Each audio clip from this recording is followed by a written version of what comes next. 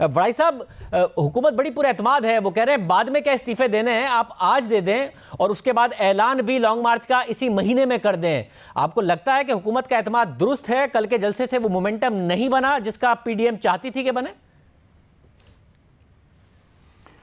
मेरा ख्याल है कि ये दो अलग अलग चीज़ें हैं। जलसे का ज़ाहिर है असर मकामी सियासत पर होता है, उसका जो तल्लक है वो भी लाहौर की सियासत और पंजाब की सियासत से है।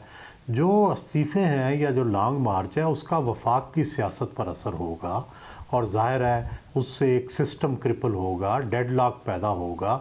आप वफाक के अंदर अगर 5,000 10,000 बंदा भी जाके इस्लामाबाद बैठ जाए तो सिस्टम क्रिपल हो जाता है, मुआशी भी, सियासी भी, इंतज़ामी भी। और फिर जब इस्तीफ़े आ जाते हैं तो पार्लिमानी निज़ाम जो है वो क्रिपल हो जाता है, डेडलॉक आ जाता है। तो वो तो बड़ी दोनों चीज़ें बड़ी सीरियस हैं। जलसा जुलूस जो था वो तो दबाव का एक तरीका था। जो लाहौर का जलसा है उसके बारे में कहा जाता है कि ये कोई बहुत बड़ी सक्सेस नहीं थी, लेकिन ये कोई फेलियर भी नहीं था। It was a good show. But Minar Pakistan इतना बड़ा वेन्यू है कि मेरा ख्याल है कोई भी सियासी जमात मीनार पाकिस्तान को नहीं भर सकती। और नून लीग जो है उसका वोटर वैसे भी हमें रवायतन भी पता है कि वो जलसे जुलूस पे नहीं आता, उसका सिर्फ कारकुन जलसे जुलूस पे आता है। तो ये लाहौर नून लीग का शहर था, उनके कारकुन ही आए, आम शहरी तो आए नहीं। तो इसलिए वो एक रीज़नेबली गुड जलसा था। लेकिन इसको अजीमुशान करार देना वो नून वालों की ज़्यादती है और इसको नाकाम करार देना तहरीक इंसाफ वालों की ज़्यादती है। हामिद मीर साहब, ये जो कॉन्फिडेंस है हुकूमत का, आपको लगता है वो मोमेंटम, क्योंकि आपने ऑन ग्राउंड भी इस सारी की सारी सिचुएशन को कवर किया, वो मोमेंटम नहीं मिला है पीडीएम को जो कि लॉन्ग मार्च के लिए मोमेंटम चाहिए था, और आपको लगता है वो 31 जनवरी तक बना सकते हैं कि हुकूमत कह रही अभी आ जाएं और अभी इस्तीफा दे दें? देखिए, मैं जो सुहेल वड़ाई साहब ने जो बात की है ना, मैं उनसे बिल्कुल इत्तिफाक करता हूँ कि जो कल लाहौर में जो जलसा था, ये इसमें ये बात आप कह सकते हैं कि ज़रा लेट शुरू हुआ। लेकिन अब तो बीबीसी ने भी कह दिया है कि न सिर्फ जलसा गाह भरी हुई थी बल्कि जो आसपास की सड़कें हैं और जो छतें हैं वो भी भरी हुई थी।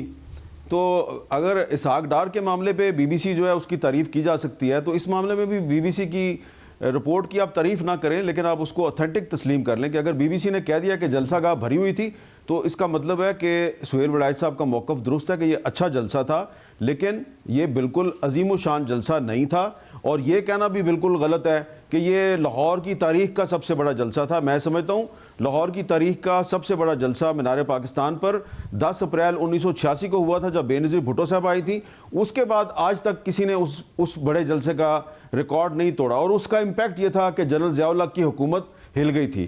तो ये जो कल का जलसा है इसको हम नाकाम जलसा बिल्कुल नहीं कह सकते, इसको हम एक कामयाब जलसा कह सकते हैं, लेकिन हम ये नहीं कह सकते कि ये अजीम शान जलसा था। और अगर ये जलसा अजीम शान भी हो जाता, 10 अप्रैल 1986 जैसा भी हो जाता, तो इसका कोई ताल्लुक नहीं बनता कि जी हुकूमत दबाव में है या नहीं है। हुकूमत ने तो यही कहना है कि जलसा नाकाम हो गया। कल जलसा जो है वो शाम को शुरू हुआ है 5 बजे के बाद। हुकूमत के तर्जुमान जो है वो दोपहर 1 बजे से कह रहे थे जलसा नाकाम हो गया। और सबसे बड़ी बात यह है कि हर हुकूमत ये पोज करती है कि हम बड़े कॉन्फिडेंट हैं, हम बड़े पुरअतमाद हैं, और वो कॉन्फिडेंट अपने आप को इसलिए भी दिखाते हैं कि उन्होंने एक मीडिया के साथ भी प्ले करना होता है, आवाम को भी कहना होता है। अगर इतने कॉन्फिडेंट थे तो जलसे से 2 दिन पहले शेख रशीद साहब को वज़ीर दाखिला क्यों बना दिया? जलसे से 1 दिन पहले आपने एक कानून में तब्दीली करके तो बगावत के मुकदमात का जो अंदराज और उसके ट्रायल का जो अख्तियार है वो सेक्रेटरी दाखिला को क्यों दे दिया? और जलसे वाले दिन दोपहर 1 बजे से तमाम जो हुकूमती तर्जुमान हैं उन्होंने दावे करने शुरू कर दिए। जलसा भी शुरू नहीं हुआ कि जलसा नाकाम हो गया।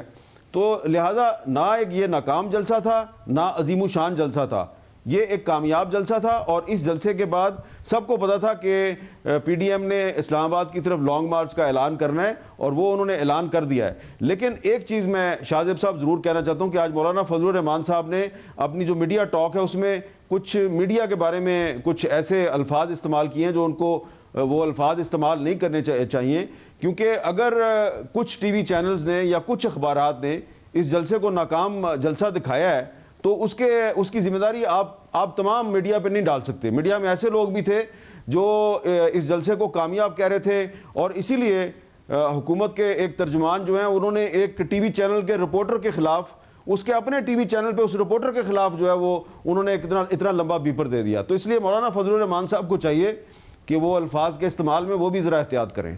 सुहेल बड़ाई साहब, अगर नून लीग का वोटर सपोर्टर ऐसा है कि जो बाहर उस तरीके से नहीं निकलता, एक्टिविस्ट उस तरह नहीं है, 2011 का इमरान खान साहब ने बहुत बड़ा लाहौर में जलसा किया, मगर 2013 में लाहौर में इलेक्शन जीत गई नून लीग, 2018 में भी नून लीग इलेक्शन जीत गई। तो अगर वो एक्टिविस्ट नहीं है तो इस वक्त तो नून लीग को एक्टिविस्ट की ज़रूरत है। लॉन्ग मार्च में लोग कैसे आएंगे? लॉन्ग मार्च के बाद अगर धरना देते हैं तो लोग कैसे आएंगे अगर इनके पास वोटर तो है मगर एक्टिविस्ट नहीं है?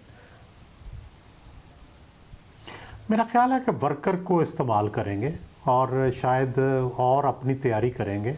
बुनियादी बात है कि लाहौर में बड़ी कोशिश की गई, मुख्तलिफ मरीम साहबा ने बड़ी कामयाब रैलीज़ की, लेकिन जो आम वोटर है शायद नून का वो तकलीफ़ नहीं गवारा करता कि मैं जलसे में जाऊं या जाके धक्के खाऊं।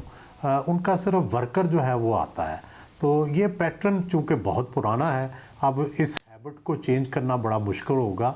लेकिन फिर भी अगर आप तहरीक इंसाफ देखें, आप ताहिरुल कादरी साहब का धरना देखें, तो आप देखेंगे कि ये वर्कर ही धरना देते हैं या लॉन्ग मार्च करते हैं।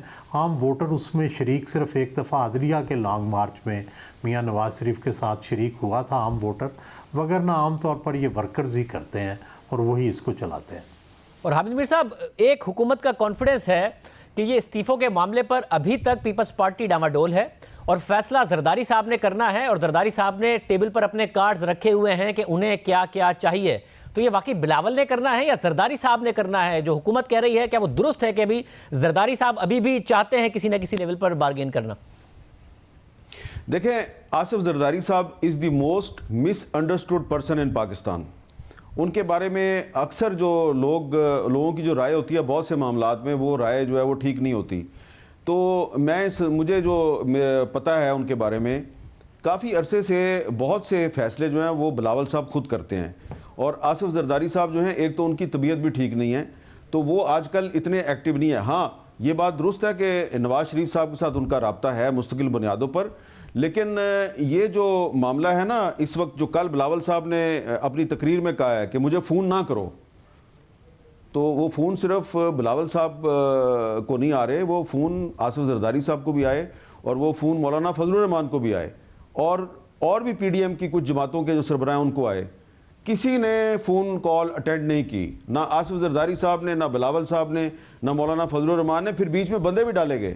तो पीपल्स पार्टी के जो मामलात हैं वो बुनियादी तौर पे फ़ैसला बिलावल साहब करते हैं, लेकिन वो अपने वालिद से सलाह मशवरा भी करते हैं, और जो भी फ़ैसला है वो दोनों का बाहमी इत्तेफाक राय से होगा। और समटाइम्स जरदारी साहब अपनी एक उनको राय दे देते हैं, लेकिन इस मामले में फ़िलहाल दोनों एक पेज पे हैं कि अगर पीडीएम ने फैसला कर लिया कि अब किसी के साथ अदर देन गवर्नमेंट किसी के साथ अगर कोई रब्ता करता है तो उनसे बातचीत उस वक्त तक नहीं की जाएगी जब तक कि पीडीएम की पूरी जो क़यादत है वो एक पेज पे नहीं होगी। मेरा ख्याल है कि मामला उस स्टेज से आगे चला गया है कि जो पहले ये ख्याल था कि इत्तेहादियों को तोड़ लेंगे, पीपल्स पार्टी को कुछ ऑफ़र कर लेंगे, गिलगित बल्तिस्तान दे देंगे या मौलाना फजलुर रहमान को बलूचिस्तान दे देंगे। मेरा ख्याल है कि ये मामलात वो काम नहीं आए और अल्टीमेटली मेरा ख्याल है कि पीडीएम जो है वो मुतहद है। असल मामला वही है कि लॉन्ग मार्च को किस तरह टैकल किया जाएगा। अगर ये लॉन्ग मार्च को इंतज़ामी तौर पर टैकल करते हैं तो जगह जगह लड़ाई होगी, जगह जगह गिरफ्तारियां होंगी। अगर ये उसको जाने देते हैं तो इस्लामाबाद में लॉ एंड आर्डर प्रॉब्लम होगी और फिर बहुत बड़ी प्रॉब्लम बढ़ सकती है। हम तो मौलाना ख़ाज़म रिजवी साहब का जो धरना था उसको टैकल नहीं कर सके, हमारी फेडरल फोर्स ही नहीं है। आपको सूबों से फोर्सेस बुलानी पड़ती है और पैटर्न ये रहा है कि सूबे अब रोकते ही नहीं हैं किसी भी जलसे जुलूस को, वो सीधा इस्लामाबाद लोग पहुंच जाते हैं। तो जब इस्लामाबाद पहुंच जाते हैं तो एक लॉ एंड आर्डर सिचुएशन बन जाती है और फिर अगर 7 इस्तीफ़े भी आ गए तो मेरा ख्याल है अमलन सिस्टम क्रिपल हो जाएगा। फिर पार्लिमानी निज़ाम को, जमहूरियत को और इस सिस्टम को चलाना मुश्किल हो जाएगा। तो मेरा ये ख्याल है कि अगर हुकूमत मुज़ाकरात का डोल डाले और हुकूमत को भी फ़ायदा होगा इसमें